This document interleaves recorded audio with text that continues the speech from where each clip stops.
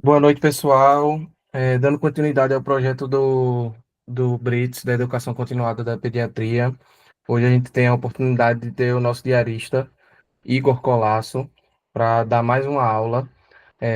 Hoje o tema será via aérea em pediatria, onde a gente vai abordar os temas relacionados à intubação, sedação, anatomia e um pouquinho da técnica em si, certo? Para Igor compartilhar um pouquinho da vasta experiência dele. É sempre uma honra tê-lo aqui para a gente adquirir conhecimento.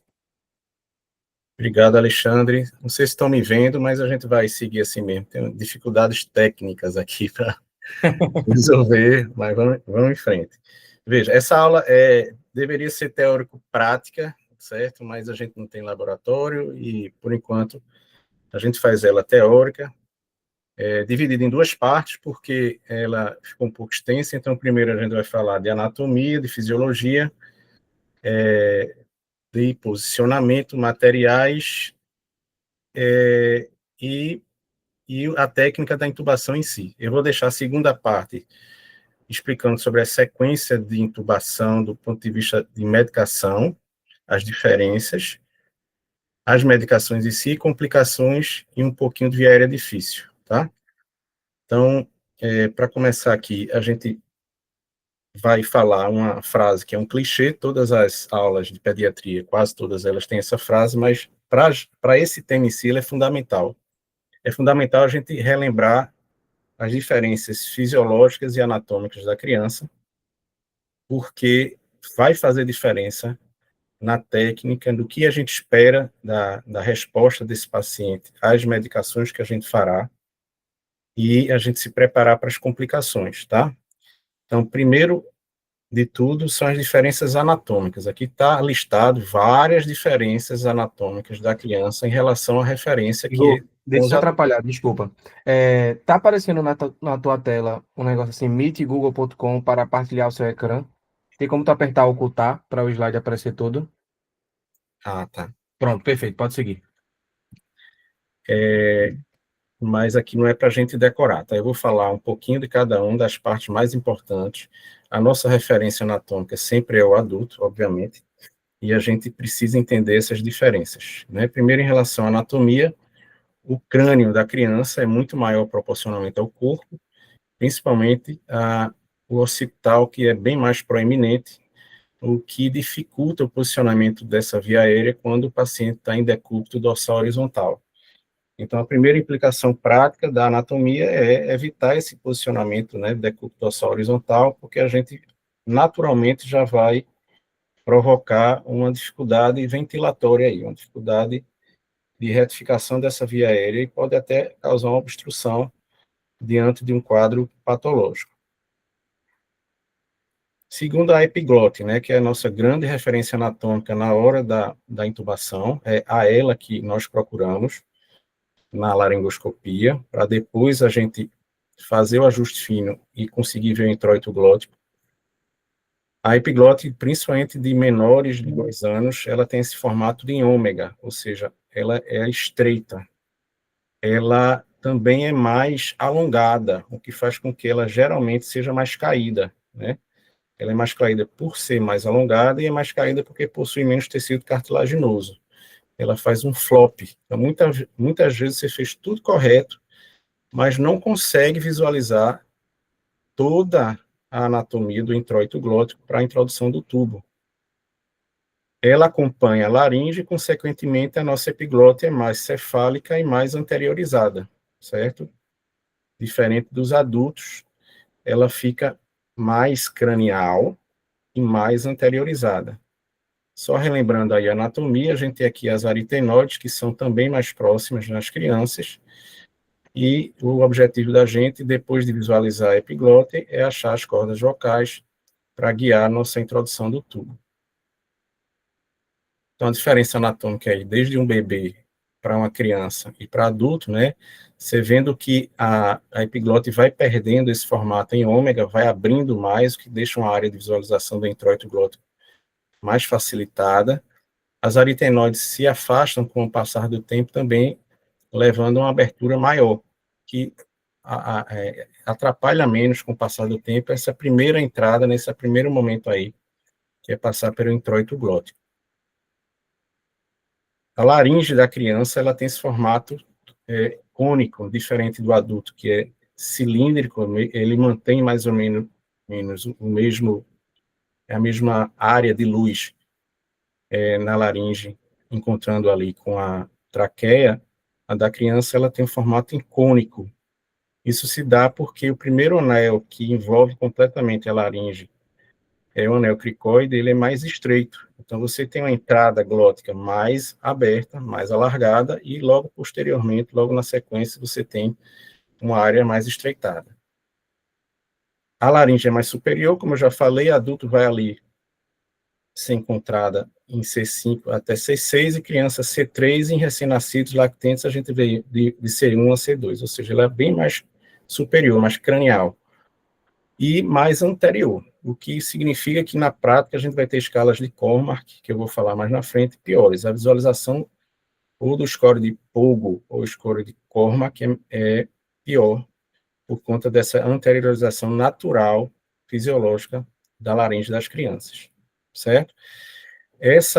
Essa alteração do estreitamento natural, fisiológico ali na região da cricoide, pode já nos dar um primeiro problema, que é exatamente você passa, faz toda a técnica correta e tem um stop ali na passagem dos tubos nessa região. Então, às vezes, a gente faz tudo direitinho e precisa mudar o tamanho do tubo para que ele realmente seja introduzido de forma correta. A visualização aí por vídeo, laringoscopia, de um introito glótico bem amplo, mas a gente vê que há um estreitamento. A luz ali da passagem do tubo é muito menor na região da cricoide. Então, aí é onde acontece esse stop que a gente citou. Em relação à fisiologia, existem alterações bem importantes aí da criança em relação ao adulto. Primeiro, entender a implicância disso aí. Na prática, o que é que vai acontecer? De forma objetiva, a gente vai ter menos tempo de apneia, mas porque as crianças desaturam muito mais rápido, certo? Então, esse é o nosso maior desafio, é entubar de forma correta, no menor tempo possível, certo? Evitando aí lesões e ocorrência de complicações, como dessaturações, bradicardias e paradas, né? Então, isso acontece porque a criança tem um metabolismo muito mais acelerado, cerca de 3 vezes mais acelerado, né, em relação ao peso corporal, esse consumo de oxigênio, certo? Ela tem também uma menor capacidade residual funcional, que nada mais é do que o volume de ar que resta nos pulmões após uma apneia, após uma expiração não forçada, tá? E esse volume de ar que fica é bem importante, porque é ele que vai ser usado, o oxigênio contido nele que vai ser usado para ter essa reserva aí de apneia. Como é menor, a gente tem um menor tempo de apneia, certo? A criança também tem outras características, como, por exemplo, o menor número de unidades alveolares. Isso faz com que, naturalmente, as crianças tendam a uma frequência respiratória mais alta, para aumentar a ventilação alveolar, certo? Porque ele precisa consumir mais oxigênio. Tem menor número de unidades alveolares e de comunicação entre esses alvéolos, dificultando essa troca. Então, ele não possui ventilação colateral desenvolvida, né? Os poros de Kohn, canais de Lambert e Martin. Isso faz com que, principalmente nas patologias pulmonares, a criança consiga compensar menos essas áreas de atelectasia, de consolidações pulmonares. A criança também tem um maior volume abdominal, né? O que leva a um estreitamento ali, um pulmão mais encarcerado, menos expandível, né? Então, ele provoca um deslocamento cranial do diafragma, restringindo ainda mais essa capacidade residual funcional. E, por último, as crianças possuem menos fibras elásticas pulmonares, tá certo? O que faz com que o pulmão da criança seja menos complacente. Ao contrário do pulmão, a caixa torácica é muito mais maleável, o que faz com que ele tenha uma tendência a uma telectasia na expiração, no final da expiração, nas partes mais distais do pulmão. Isso provoca mais atelectasias e também tem menos fibras tipo 1 nos intercostais e no diafragma, que são fibras de resistência, que fazem com que a gente consiga resistir mais tempo a um processo patológico pulmonar. Então, eles tendem a ter uma fadiga mais precoce. Por isso, a nossa preocupação de entubar mais precocemente em certas situações em que o paciente não respondeu às medidas farmacológicas, às medidas terapêuticas da gente, né? Por último, falar aqui das características hemodinâmicas da criança. A criança tem um sistema vagotônico mais exacerbado, ele responde a diferentes estímulos com ativação do sistema nervoso parasimpático. Então, por exemplo, a própria laringoscopia, a introdução do tubo, especialmente aí a hipoxemia, podem levar à bradicardia. E bradicardia é uma coisa muito deletéria para a criança, porque a criança tem o débito cardíaco que depende muito dessa frequência, já que tem um coração imaturo ainda, do ponto de vista muscular, é um coração menos complacente, menos capaz de melhorar e otimizar o volume sistólico. Se ele não consegue otimizar o volume sistólico, o débito cardíaco depende do volume sistólico e da frequência cardíaca. Então, ele compensa essa imaturidade muscular do coração, aumentando a frequência cardíaca. Por isso que, naturalmente, independente de doença, a criança é taquicárdica. Então, se você causa uma alteração que vai levar à bradicardia, por exemplo, a hipoxemia, a queda de saturação, você descompensa a criança do ponto de vista hemodinâmico. Então, por isso que elas estão saturando, vão fazer bradicardia e rapidamente vão parar. Que essa é a nossa maior preocupação na intubação.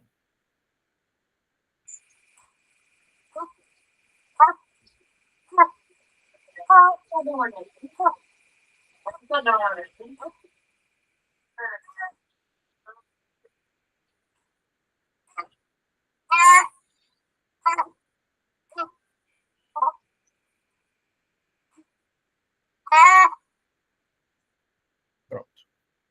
Para não ficar muito extensa a aula, eu não vou falar sobre indicações de intubação, tá? A gente vai falar sobre a técnica em si. Então, eu deixei um caso bem claro, caso verdadeiro, verídico, paciente há muitos anos atrás, um lactente por volta dos seus 2 meses, tá certo? Aconteceu comigo, depois de tentar as medidas com VNI e toda a terapêutica, a gente tinha esse quadro. Então, obviamente, não há dúvidas que a gente precisava seguir para via aérea definitiva desse lactente. A gente decidindo entubar, a gente vai ter que organizar as coisas, né? A criança, de uma forma geral, ela anuncia seus problemas, sua gravidade, ou doenças respiratórias, ou hemodinâmicas, todo esse comprometimento e evolução para um quadro grave, ele é anunciado, ele avisa que vai deteriorar, que está deteriorando, na verdade. Então, a gente organiza nosso procedimento. Calma, organização, juntar a equipe, planejar esse passo a passo, certo? E a gente, como médico, a gente vai liderar esse procedimento. Designar funções, então, vai ficar uma pessoa do meu lado ajudando na via aérea, ajudando na introdução do tubo, me dando material, vai ficar outra que vai separar as medicações, diluir as medicações conforme prescrição e fazer as infusões quando para fazer, né? E também a gente se preparar para as possíveis complicações, né? Como eu citei, bradicardia, parada, uma instabilidade hemodinâmica, presença de secreção, que a gente precisa aspirar, certo? Então, de forma geral, você pode fazer o procedimento com 3 ou 4 pessoas, certo? Eu sugiro 4, porque é interessante que você intube sempre com um colega do lado, para que ele lhe ajude em uma situação de emergência e ele possa também lhe auxiliar na hora da intubação. O fisioterapeuta pode ficar ali ajudando na ventilação com ambu e já deixando o ventilador ajustado com parâmetros necessários para que ela pós-intubação, para ventilação pós-intubação. A enfermeira separa os materiais, deixa o carrinho de parada a postos, e a técnica de enfermagem vai infundir as medicações prescritas. Tá? Se o paciente é externo, a gente vai precisar monitorizar ele, cardioscopia e oximetria. Se ele, oxigênio, fonte de oxigênio e veia. Se ele já está no serviço, a gente vai usar aí a regrinha mnemônica Atlas, A de ambu e a máscara, T de tubo, L de laringoscópio, A de aspirador, S de seringas e sondas, tá? Lembrar de testar a pressão do ambu, o tamanho da máscara adequado, testar o CAF do tubo, a luz do laringoscópio e o ventilador, tá? Fazendo uma pausa aqui a respeito do jejum. A gente não conhece geralmente o jejum quando é uma emergência, ou às vezes esse jejum não foi respeitado porque o paciente fez uma dieta próxima ao procedimento, né? Só para relembrar, o que é o jejum adequado para líquidos claros necessita 2 horas, leite materno 4 horas, para fórmulas infantis 6 horas e para as refeições 8 horas. Eu oriento que passe-se uma sonda nasogástrica, deixe ela aberta, que vai ajudar um pouquinho nessa questão do risco de broncoaspiração, tá certo? Em relação à ventilação, todo jejum desconhecido, a gente deve evitar ventilação para evitar as broncoaspirações. Isso aqui é o básico, né, a orientação da sequência rápida de intubação, tá certo? Eu botei uma interrogação aqui, porque a gente vai precisar discutir o que é sequência rápida de intubação e se ela se aplica à pediatria, certo? Então, a gente pode ou não pode ventilar? Voltando para o material, a máscara precisa estar bem acoplada ao rosto da criança, pegando do queixo à glabela, não pode ser menor para não apertar o nariz, você perder uma via de ventilação, e não pode ser maior para não ter escapes aéreos e a gente não ter a pressurização adequada da via aérea. A técnica para ventilar o paciente com bolsa válvula máscara, né, é o CE, onde o indicador e o polegar fazem o C em volta da máscara, e o E, que são os outros 3 dedos, vão segurar a cabeça de criança através da mandíbula. Lembrando que a gente não pode apertar as partes moles do pescoço. A gente deve apertar a parte óssea, elevar apertando a parte óssea, porque senão a gente vai obstruir ainda mais essa via aérea, elevando a língua e diminuindo o espaço oral e faríngeo. Ok? Continuando com o material, em relação ao tubo, a gente faz uma pausa para discutir uma coisa que ainda se questiona em algumas situações, se devemos usar com CAF ou sem CAF os tubos na pediatria. Eu trouxe uma meta-análise que faz essa comparação em pediatria. O que é que se chegou aí? A meta-análise pegou vários estudos e fez uma análise. Chegou-se à conclusão que, do ponto de vista estatístico, ou seja, ter o P menor do que 0,05, a única coisa que tem significância é a troca de tubo por escape aéreo quando usado tubos sem CAF. Então, todo o resto não tem significância estatística, certo? Então, duração da intubação, intubação acidental, reintubações, necessidade de adrenalina, estridor, laringoespasmo, tudo isso eu não tenho estatisticamente significante P's menores que 0,05. Ou seja, não há motivo para não usar os tubos com CAF, né? Além disso, tem outras questões aí que envolvem a intubação com CAF, que é exatamente você otimizar a ventilação dos seus pacientes que necessitam de altas PEPs, pacientes com complacência reduzida, doenças obstrutivas graves, que você precisa de altos picos de pressão para garantir volumes correntes bem mais elevados, que é o contrário aí do raciocínio das doenças restritivas. Você pressuriza também, precisa evitar esses escapes aéreos, tá? Pode diminuir a ocorrência de atelectasias, Diminuir a chance de PAV por aspiração de secreção de saliva ali na via aérea mais superior. Melhora a monitorização por capnografia. Para isso, você tem que ter cuidado de ter uma mensuração da pressão do CAF e deixá-lo em torno de 20 a 25 milímetros de mercúrio. Você precisa medir isso pelo menos 3 vezes ao dia para que garanta que esse CAF não lesione essa via aérea, fazendo uma pressão exagerada na mucosa traqueal. Os balonetes mais atuais têm uma vantagem porque possuem um volume de contato com essa mucosa maior. É um volume maior, é uma área de contato maior, isso faz com que distribua essa pressão e ela seja menor. Então, maior volume e menos pressão do CAF dos balonetes, dos tubos mais modernos, tá certo? Em relação ao tubo, usar sempre, de preferência, um guia. O guia vai nos ajudar a fazer esse ajuste da ponta, que geralmente a gente precisa de uma angulação de 15 graus para os tubos menores, quando a gente usa lâminas retas. Isso vai fazer com que a gente tenha a possibilidade de visualizar um pouco a via aérea quando introduzir o tubo e fazer rotações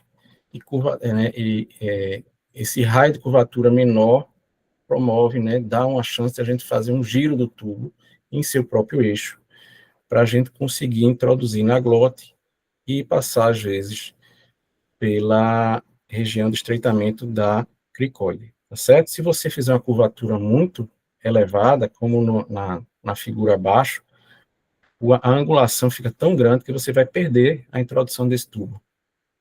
Você não consegue introduzir, tá certo?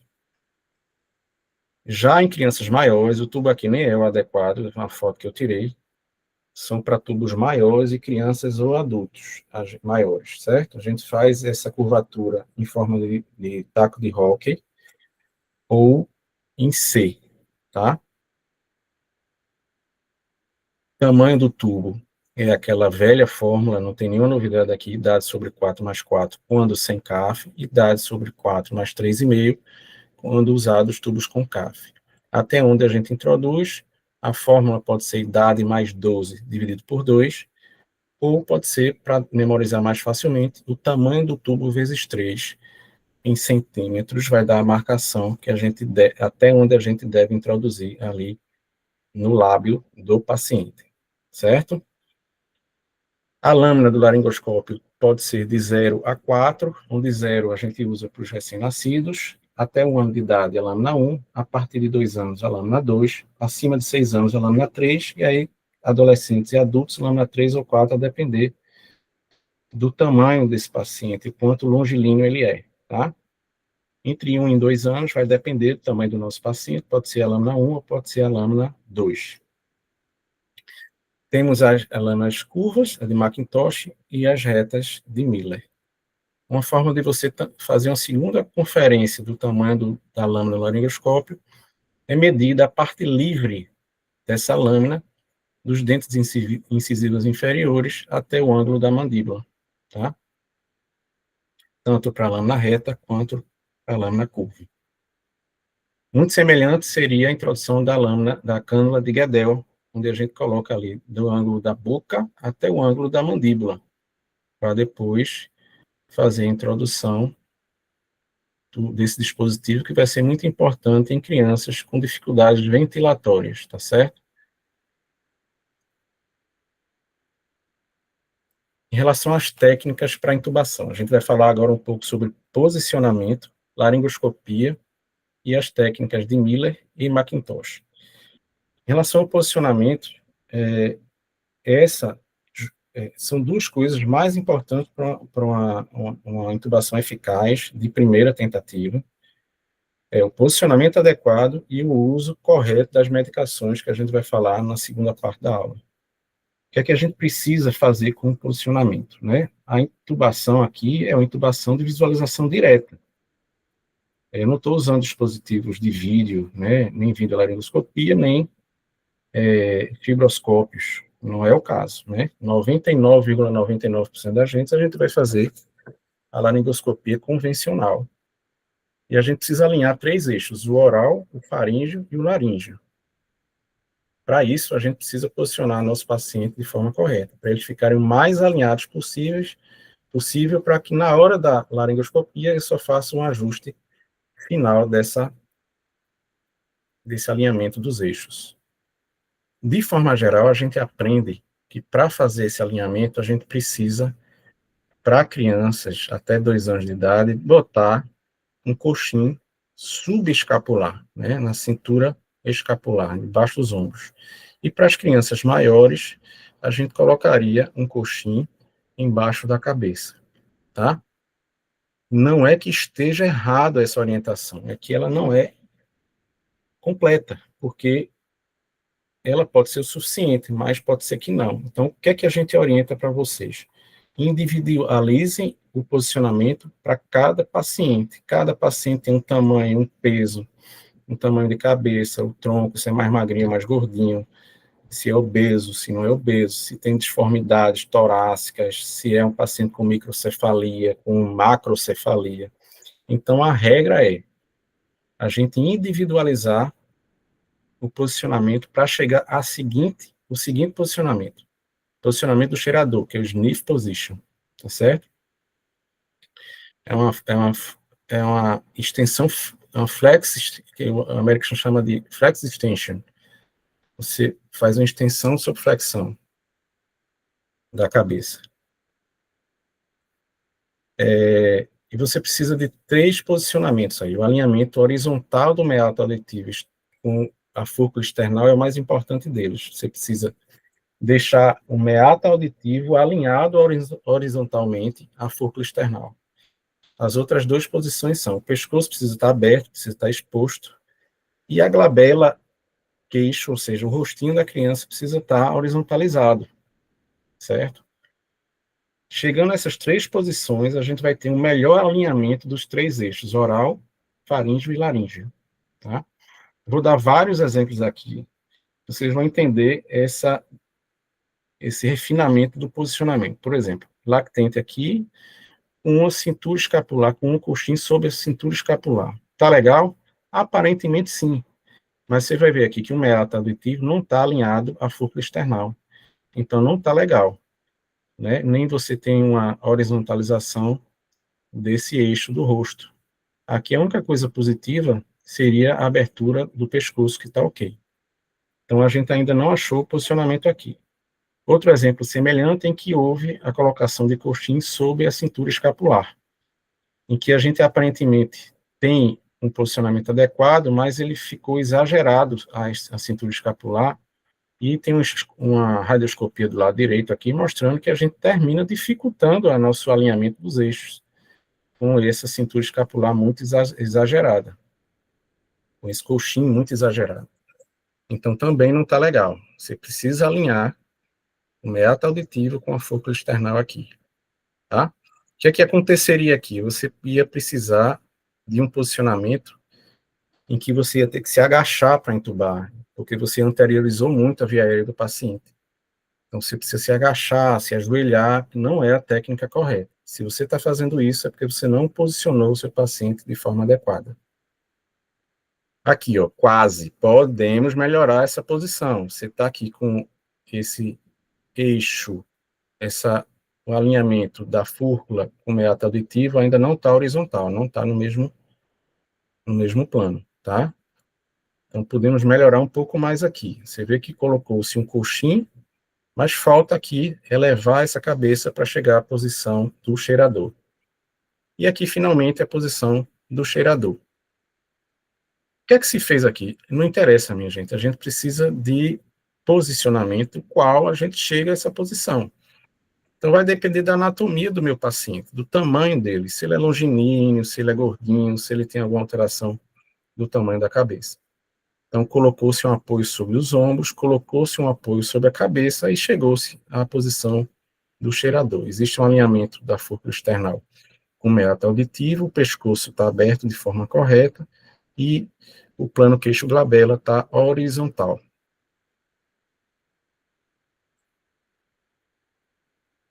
Outro posicionamento correto aqui Você veja que aqui já a regra foi diferente. Eu coloquei só uma pequena elevação da cabeça para uma criança aqui, talvez de seus 4 anos de idade. Mas tudo está perfeito. Aqui eu não preciso de mais nada. Aqui é se preparar para entubar, tá? Que é alinhamento do meato auditivo com a fúrcula external, pescocinho aberto e a face alinhada horizontalmente, certo? Mais um exemplo positivo, tudo alinhado de forma correta, pescoço aberto, se preparar para fazer a laringoscopia. Outro bebê aqui, que eu usei vários coxins para chegar à posição de cheirador, abertinho, bem direitinho, pescoço aberto, meato auditivo alinhado, no mesmo plano da fúrcula external e a cabecinha horizontal. Uma criança maior, que eu precisei colocar aqui um travesseiro grande, né, para poder conseguir essa posição, aí use as alternativas que você quiser, pode ser lençol, pode ser coxim com soro, pode ser uma manta, pode ser um travesseiro, o que precisar para chegar à posição ideal. Pescoço aberto, aqui a mesma linha do meato auditivo até a fúrcula external, alinhado no mesmo plano, e horizontal o eixo glabela-queixo. Para pessoas obesas, e a gente tem essa dificuldade hoje em dia, né, crianças cada vez maiores, mais obesas, em todas as faixas etárias, cabe a gente fazer uma adaptação para a obesidade, que é exatamente o humping, que é fazer a posição do cheirador mais a elevação do tronco. Tá? Então, se usam vários coxins occipitais, escapulares, somados para chegar a essa posição. Também a inclinação do próprio leito, tá bom? Quando a gente está na UTI, né, no bloco cirúrgico não tem como ajudar muito nesse sentido, são usados coxins mesmo, tá? Então, essa posição de ramping, a flex extension, né, que é a posição do cheirador, e a elevação do tronco, tá certo? Flex extensão mais elevação do tronco é a posição em rampa, indicada aí para obesos, porque a obesidade vai levar com que haja uma pressão maior do abdômen sobre o diafragma, os pacientes entram em apneia mais precocemente, tendem a ter mais broncoaspiração, dificulta muito o manejo desses pacientes, tá? Então, quando você induz, é mais interessante que ele esteja nessa posição de ramping. E como eu disse desde o início, a gente adapta os nossos coxins, o nosso posicionamento e a anatomia do paciente. Então, o paciente com macrocrania, hidrocefalia, foi feito todo um ajuste aqui com travesseiro, com manta, para alinhar os eixos, aliar as posições do cheirador, para chegar à posição do cheirador. Aqui o último exemplo, uma paciente minha, que foi autorizada pela mãe, a paciente claramente aqui já traqueostomizada, mas eu tirei essa foto para você entender como é que seria a intubação desse perfil de pacientes, microcefalia plúsica, obesidade e uma deformidade torácica, né? Ela tem cifoscoliose, um tórax em barril,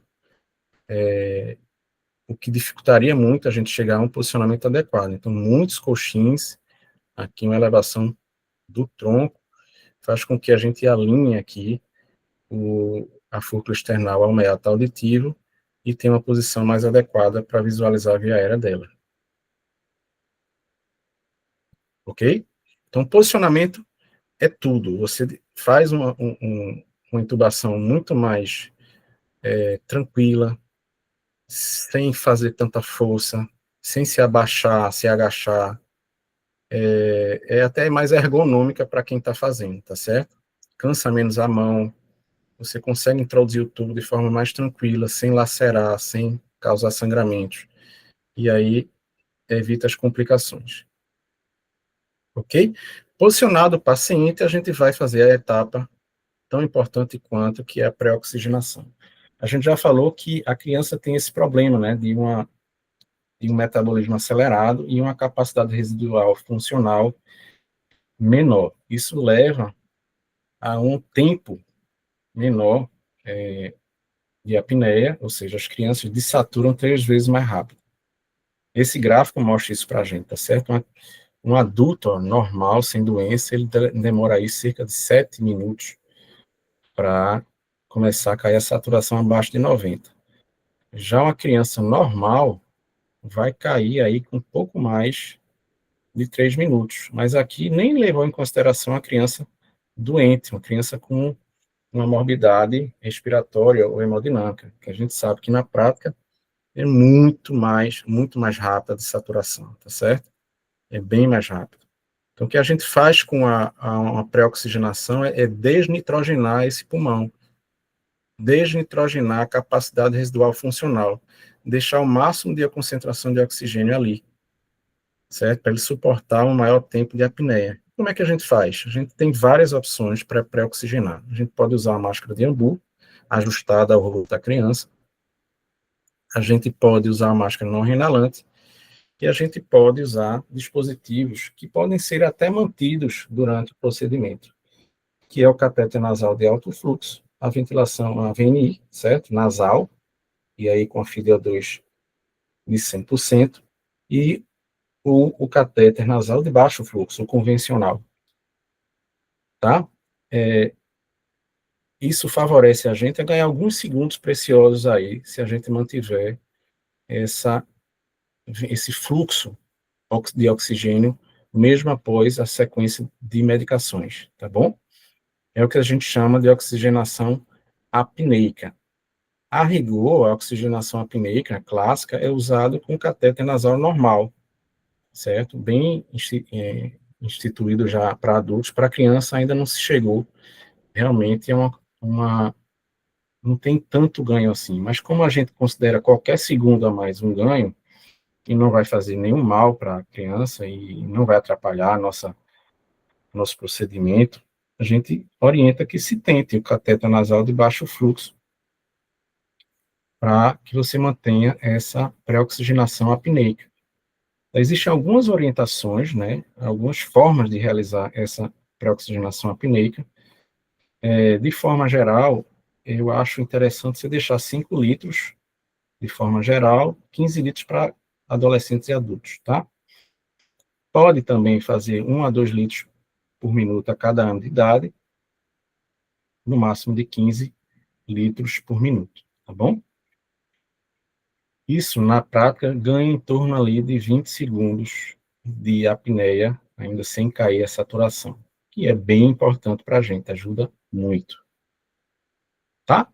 Então, depois que eu fiz o posicionamento, a pré-oxigenação, a gente vai fazer as medicações. Então, a gente vai fazer a sequência de medicações, que eu vou tratar mais à frente.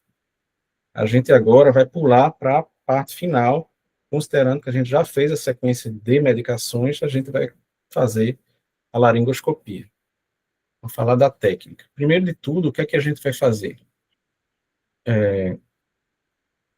A gente escolheu a nossa lâmina, a reta ou a curva, a gente vai segurar nosso laringoscópio, já com tudo testado, com a mão esquerda, vai fazer o posicionamento da cabeça, centralizar a cabeça, com a mão direita vai fazer uma extensão da cabeça e depois a abertura da boca, tá? Que pode ser a abertura empurrando o queixinho dela ou fazendo o movimento de contar dinheiro ou de tesoura, tá certo? A gente observa se a gente descolou a língua do céu da boca para aí sim introduzir a lâmina do laringoscópio. A melhor maneira de segurar o laringoscópio é segurando o cabo, segurando próximo ao cabo, próximo à dobradiça, tá certo? Então a gente segura ali para as lâminas menores, crianças menores, com o polegar. A gente também pode usar a região tenar da mão para crianças maiores, em que a gente vai precisar um pouco mais de força. Lembrando que é um procedimento delicado, em que a gente vai precisar de delicadeza e destreza, e não força para realizar o procedimento. A introdução da lâmina do laringoscópio é pelo lado direito da comissura labial, certo? Do lado direito da boca. A gente tem essa dica aí, que é fazer essa angulação à direita, depois retificar verticalmente o cabo do laringoscópio e fazer a introdução gradativa dessa lâmina, tá certo? Até achar a nossa referência anatômica, que é a epiglote, tá? Os anestesistas até dizem essa dica: depois de você fazer o movimento, entrar um pouco arqueado à direita, depois você faz um pequeno arqueamento para o lado contrário, do lado esquerdo, tá? A inserção da lâmina é sempre pelo canto direito da boca, a língua deve ser empurrada à medida que o cabo, à medida que a lâmina do laringoscópio é introduzida, e esse movimento da lâmina é sempre com dois vetores, a soma de dois vetores, para frente e para cima. Tá? Vai progredindo até encontrar a epiglote, tá? Se você não está visualizando a epiglote, é bem provável que você já passou dela. Você recua a lâmina e é bem possível que ela caia sobre o seu campo de visão, tá certo? Nunca fazer o movimento de báscula. Olha aqui, à medida que eu entro com a lâmina, automaticamente eu vou centralizando a visualização e essa língua vai ser rechaçada para o lado esquerdo, ok? Nunca entrar com a lâmina pelo lado direito, desculpa, pelo lado esquerdo da boca. Sempre entrar, como eu disse aqui no slide anterior, pelo lado direito da boca, ok? Nunca faça isso. Os vetores de forças para cima e para frente, né? Vai até encontrar, você vai, qual é o movimento para cima e para frente, mas aí o que é que eu vou, a ponta do laringoscópio vai fazendo, vai seguindo gradativamente a língua até achar a base da língua, né? Eu achei a epiglote e eu vou fazer o ajuste fino, colocando a ponta da lâmina do laringoscópio na valécula, tá certo? Ou pinçando a epiglote de acordo com a técnica que você deseja usar. Relembrando as forças vetoriais da introdução da lâmina, essa foto é bem interessante porque eu tenho aqui a técnica de introdução, alguém me auxiliando aqui, isso é uma dica importante. Lembra que eu falei entubar com um colega médico, ele entende qual é a visualização do procedimento, e essa comissura labial direita deve ser rechaçada para abrir mais essa boquinha, a criança tem a boca pequena, para ampliar seu campo de visão dessa via aérea. E na hora de introduzir o tubo, a gente diminui ainda mais o campo de visão, então é importante que alguém faça dê essa puxadinha aqui. Ao mesmo tempo, alguém pode ajudar com a manipulação laríngea externa, tá certo? Que eu vou falar já já. As técnicas podem ser a de Macintosh, onde eu vou até a valécula e a pressão sobre a valécula vai estimular ligamentos que vão elevar a epiglote, fazendo com que a gente visualize o introito glótico. Ou a técnica de Miller, onde eu vou fazer o pensamento, a elevação direta com a lâmina dessa epiglote para deixar a visualização livre da entrada da glote. Então, do lado esquerdo aqui, a gente tem a técnica de Macintosh, certo? E do lado direito, a gente tem a técnica de Miller. Uma curiosidade é que ele fez a demonstração da técnica de Miller com a lâmina de Macintosh. Ou seja, eu posso mesclar as técnicas, não há problema nenhum nisso, tá certo? E aqui é exatamente provando isso. É um estudo mostrando a forma de fazer a laringoscopia com lâminas retas e curvas, usando a técnica de Miller ou de Macintosh. Então, como fala aqui, above é acima da epiglote e below abaixo. Então, quando eu estou acima, eu estou usando a técnica de Macintosh, fazendo a pressão sobre a valécula. Quando eu estou abaixo, eu estou elevando diretamente a epiglote. Eles fizeram uma mensuração de um score chamado POGO, que vê o percentual da via aérea visualizada nesses 4 tipos de técnicas, tá? O que é que se chegou? Qual foi a conclusão? Que a melhor técnica, que levou a melhor visualização da via aérea foi a lâmina curva com a técnica de Macintosh, da própria lâmina curva, 84,4% de visualização. Quando eu uso a técnica de Miller com a lâmina de Miller com a técnica de Miller, que é pescar a epiglote, eu chego à segunda melhor visualização da via aérea, com 78,4% de visualização.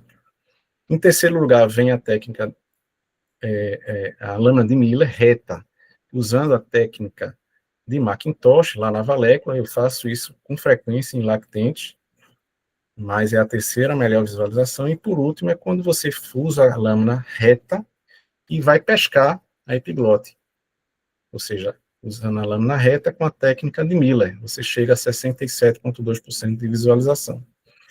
Mas qual é a conclusão? É que você deve usar a técnica que você prefere, que você está acostumado, que você se sente mais seguro, tá bom? Ah, eu nunca entubei um paciente. Então, ajuste a lâmina, a técnica da lâmina, tá certo? Mas se você já tem experiência, use aquela técnica que lhe deixa mais confortável.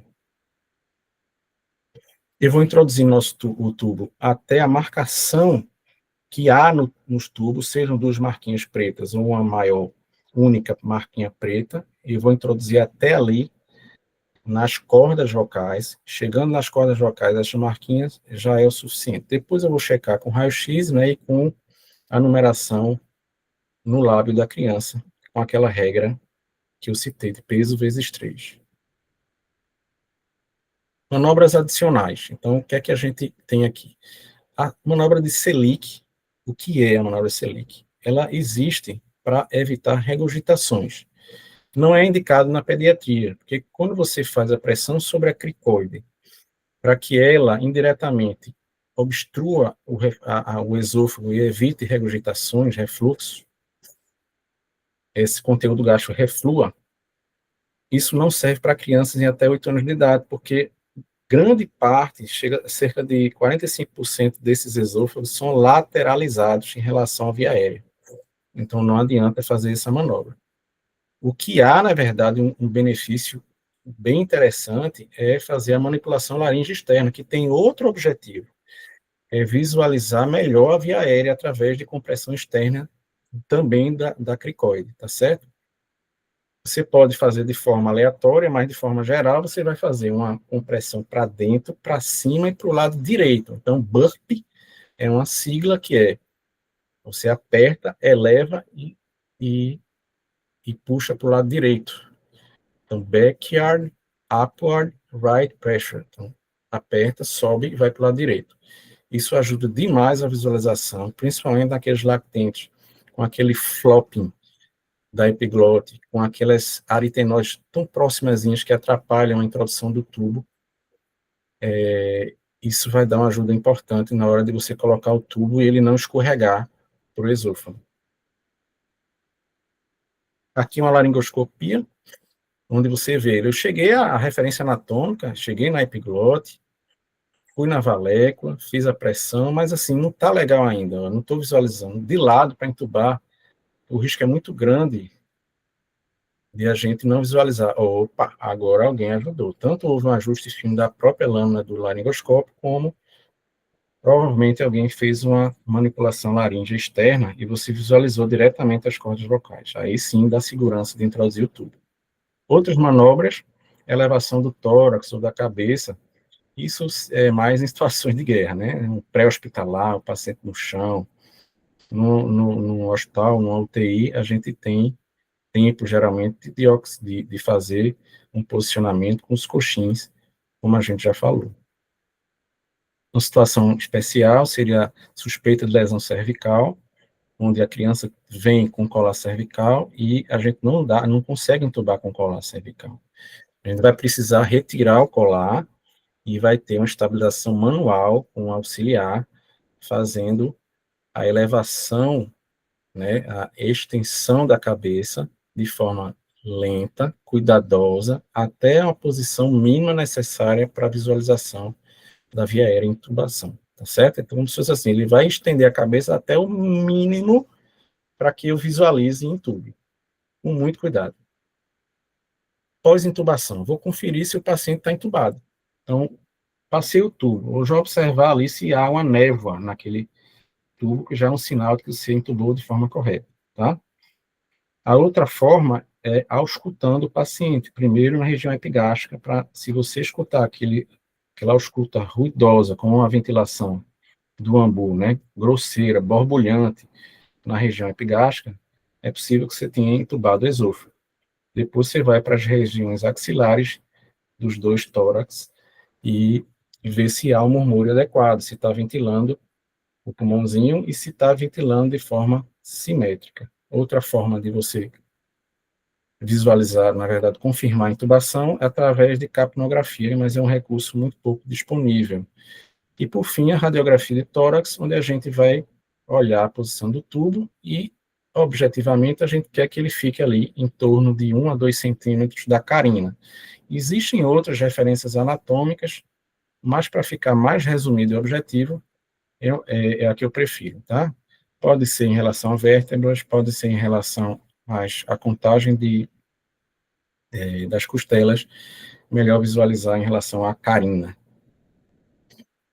Cuidado com a pressão do CAF para evitar lesão, né, e complicações posteriores. Posicionamento do paciente, tanto flexão ou hiperextensão, para não se estubar acidentalmente ou fazer uma seletividade. E aí a gente para nesse momento, porque agora a gente trataria das sequências de intubação, tá certo? Onde a gente vai falar de sequência rápida de intubação, medicações, complicações e dar uma pincelada em na viária difícil, né? Quais são as alternativas em caso de viária difícil, tá? Então, fica agora para a segunda etapa do nosso treinamento. Então, agradeço a todo mundo aqui, e provavelmente semana que vem a gente está lançando a segunda parte aí, para deixar disponível a todo mundo. Perfeito, perfeito, Igor. Aula excelente. Já estou ansioso para a segunda parte. Olha que já vi muitas aulas de intubação e nunca vi uma aula tão completa. Para o pessoal que está aí na reunião, a gente vai colocar lá no YouTube da gente, da Educação Continuada. E se tiver muita solicitação no grupo, a gente coloca a parte 2, não é isso? Só se tiver demanda, senão eu vou tirar férias. Perfeito, perfeito, Igor. Muito obrigado, viu, por disponibilizar esse tempo para compartilhar conhecimento. Tá bom, pessoal, um abração, qualquer coisa é só falar no WhatsApp. Perfeito. Parar a gravação aqui.